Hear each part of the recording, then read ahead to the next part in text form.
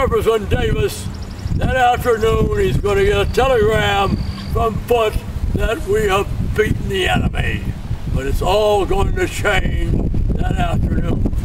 So here we have the site. Now, when I first saw it, there was about 2 inches of snow. The batteries had not been restored to look as they did it that day. There were no cannons mounted here. But following the centennial, when they dedicate the visitor center and the tour route, 50 years and 1 month ago.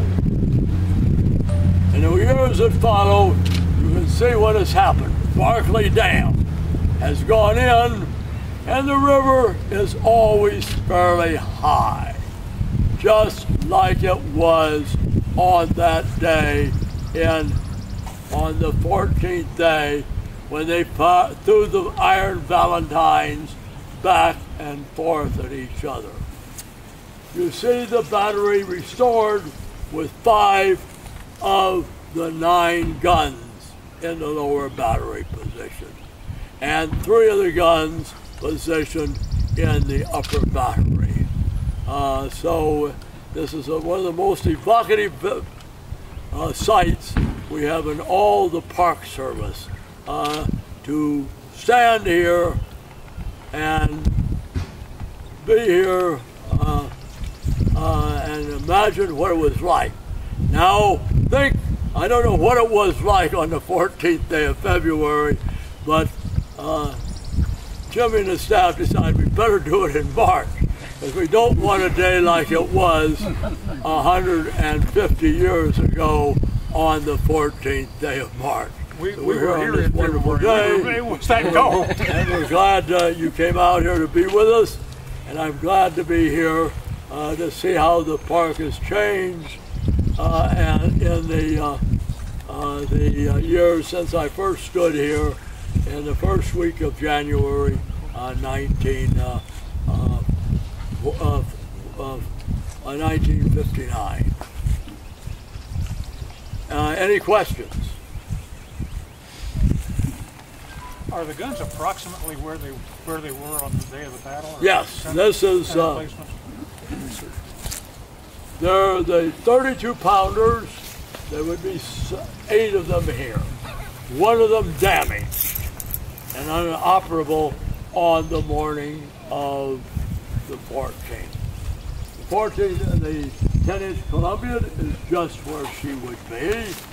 And over there at the upper battery, you have the 2 carronades and the rifle gun up there just like they were. So you see it as close as you can see to it as it would be then. They would have the sandbags up just like they are now. There are good drawings of it, so the guns are mounted in the exact position, the exact type of carriage they had, and the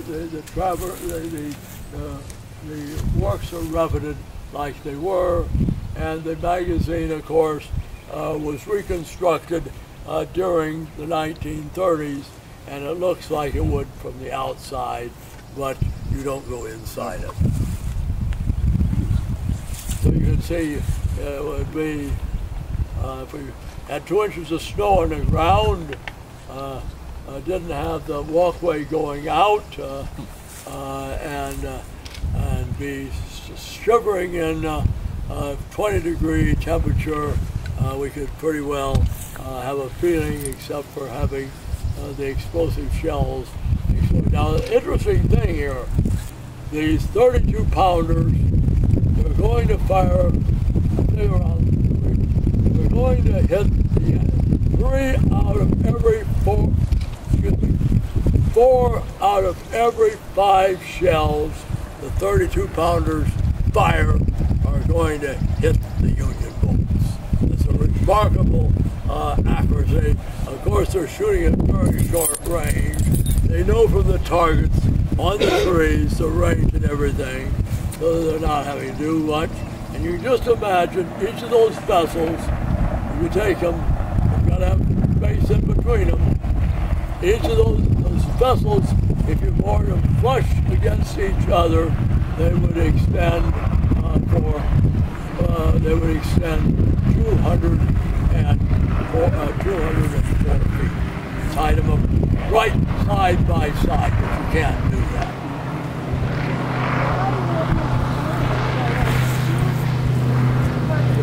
The plane just went over repeat your question.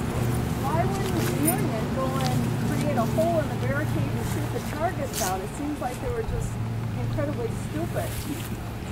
They had been successful at Henry.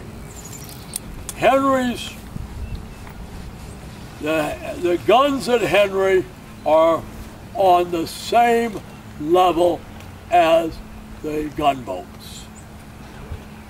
The gunboats have sloped sides.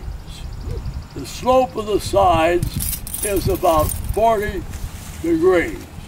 So when your shell comes in and is on a direct line and hits that sloping iron, what does it do? Glances. The only thing you can do, the damage when they're closing with the bows on, is have a shell go through one of the 3 forward gunports in each of the vessels. So what makes the difference, this fort and the batteries here have plunging fire. Give them plunging fire and they are on more than equal ground with the gunboats. Put the gunboats put them on the same level as the gunboats. Not deck with an armor. Not deck. The top one. So the top is not armored. Right. So it's armored. Anything that hits that top is going to go through. The casemate is armored, and they're armored for 55 inches below the water line. And they draw 6 feet of water. So they're armored for 55 inches. Did the Cron delay get past the barricade? What? Did the Cron delay get past Yes. the barricade? All of them probably got by the barricade because the 32 pounders don't open fire till they're passing the barricade. They're purposely holding their fire until the Union gunboats are within 800 yards. The Columbian and the 32 and the rifle 32 pounder are the only ones firing, but they have problems because you have to clear a jam in the rifle 32 pounder, and you have to reset the 8-inch Columbian because they overloaded it. And when they come back now, those guns are on a slide. When they fire the shell, the gun will come back. The carriage, you can see the carriage is about 4.5 feet forward as you walk down there of where the herders are. The herders stick up like this. So if you put too heavy a charge in it, come back and hit the herder and knock it out of the lot. Was the river high enough where they could get over the barricade? The barricade was not the river does not have depth, so it carries a lot of debris when it's flooding. So the debris will build up against the barricade, and it will breach the barricade and cause it to sag. Because you're going to have debris from fallen trees building up behind the barricade. Approximately how many rounds? Well, the Union is going to fire much slower. So the Confederates out of their 7 32 pounders, I believe we're going to fire around 370 rounds, and they're going to hit the Union with 4 out of 5. The Union is probably going to get off from the 4 gunboats, plus the timber class, which are firing over the 4 ironclads. I doubt if they got over 150 rounds.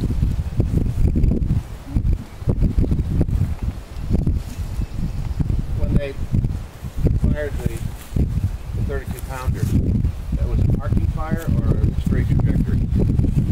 They will have a plunging direction. They're going to come at that sort of range. They're going to come almost directly. They're coming on an angle. Going down. And of course, the gunboats, having their sloper sides, but they'll hit them. Lots of them, if they hit them where they have 2.5 inches of armor on the bow of the vessel, which is the part you're firing at, it's going to glance. Did they do any skip firing? They would have done skip firing at Fort Henry, in which the water is fired at the same level as the gunboats, and it skips along the water and comes in. Essex, now the gunboats have a weakness, and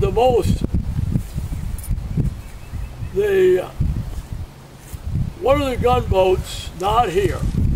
Now in the gunboats, each gunboats, the boilers, the 5 boilers, are just at and below the water line. But because of space, the steam drum is where the steam comes out of the boilers. The 5 boilers collect the steam in a steam drum, which is about 2 inches in diameter.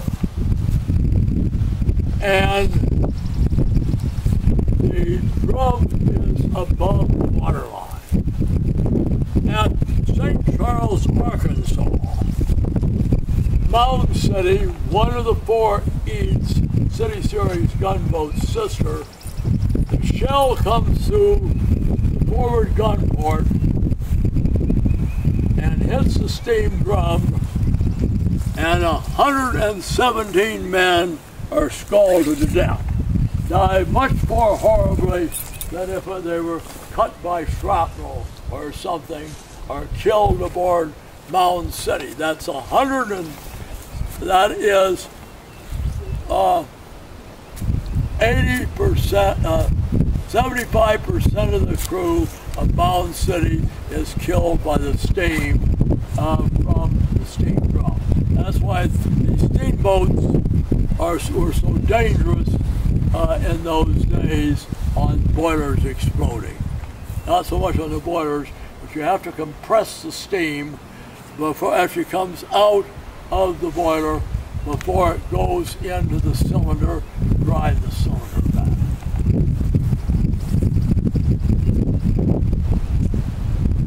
How much damage did the water batteries take?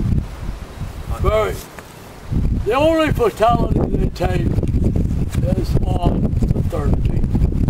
Very slight damage, very slight casualties on the 14th. If you're a good Confederate, you'd be cheering, and you'd cheer even louder because you would hear all the hills and hollows ringing with the cheers as the feared and hated gunboats slipped down river out of sight. Was there much damage done inside the fort by the shells that went over the... No. They were hitting in this area here, and there'd just be the gawkers here. The gawkers would sit around. Was there a covered way from the water batteries to the fort proper, or no? Because they can see men passing back and forth on the gunboats. They can see men passing back and forth. Between that course, you can see back behind the cars. There are no guns there, but you can see it's a freighter. They can see men passing back and forth between there and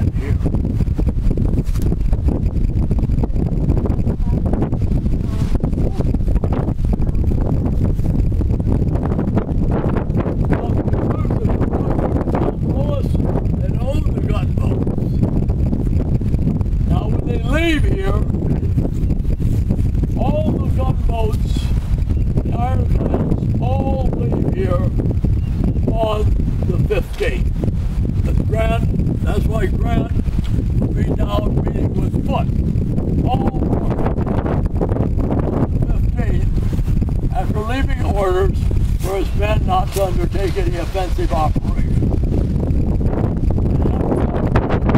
Foote with 3 of the ironclads, Pittsburgh, St. Louis, and Carondelet, goes back to Cairo, Illinois for repair. He leaves Dove here. And if we're going to stop at the Dover Hotel, Dove is going to show up there before Grant gets to the Dover Hotel, when just Lew Wallace is there. Undoubtedly, knowing that he would like to get Wallace to personally surrender to him. And then he can tell Foote, they surrendered to me. And Wallace says, writes later, he says, I think the Navy is looking for swords. So in instance, he tells Dove to get out of here, and Dove has to go back to Louisville and stay here.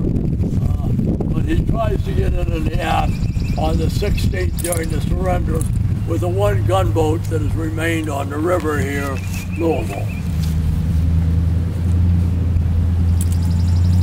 Don't be bashful. You don't get Ed Barsh very often. Let's give Ed a round of applause. I wouldn't have missed this for anything today. And as I say, this is a very special park to me. That having been associated with it since December 1959. Doesn't seem that's long ago. How does the river compare now to levels after Lake Barkley to what it was you remember it back in the 50s? The river now is much closer unless you've got a lot of water backed up behind Barkley. Okay. So the river, when we came in yesterday, I don't think the water was backed up as far up as it is today, but it was backed up in these streams. So it's much closer now throughout most of the year to what it was then than would be when I was here in the 50s. Are these trees old enough to have been here then? Well, these guys, the Rangers and Jimmy probably would be able to recognize trees. I don't think so. Jimmy's been here longer than the trees. Yeah. Every tree we've ever cut, we've cut that, from lightning damage to whatever. We've cut like a big tree, like and I count the rings. Based on other trees, I won't guess these trees. This one here is probably 100, maybe a little more, 120, but not 150. Remember, trees didn't last very long around military posts. And the other thing, they cleared the trees. They didn't want to be standing under these trees with artillery rounds. So that's when we're knocking limbs off and so forth. And so. But they would have done that across all the earthworks. Yeah. The whole area was in the earthworks and beyond, especially outside the earthworks. They would clear so they could see what's going on. They wanted to field the fire. Open field of fire. And they actually used the fallen trees as an obstruction for the troops coming in. Yeah, certainly. Yeah. They would put the tops of the trees toward the enemy. They would sharpen the ends of the limbs. It's kind of like Civil War barbed wire. It's called. As you can think, when we're up there, one of our stops probably going to be over where the whole section that had been held by Buckner's division. At the time Grant begins as a counterattack, is defended by units of one Confederate regiment, the 30th Tennessee under Colonel Head. And Head's men have a lot of shotguns and a lot of a lot of smoothbores, and Wallace and Smith is attacking with the 2nd Iowa 300 regiments, and he momentarily, the first blast he gets from the 30th Tennessee staggers the 2nd Iowa, the 1st battalion of it. Smith is in between the 2 battalions, but they're just too, if you're a Yankee, we just got too many. If you're in the 30th Tennessee, there are just too many damn Yankees. I've made a couple announcements. Just so if you know, at 1 o'clock, where he's talking about just now, we'll be over in the Smith's attack area.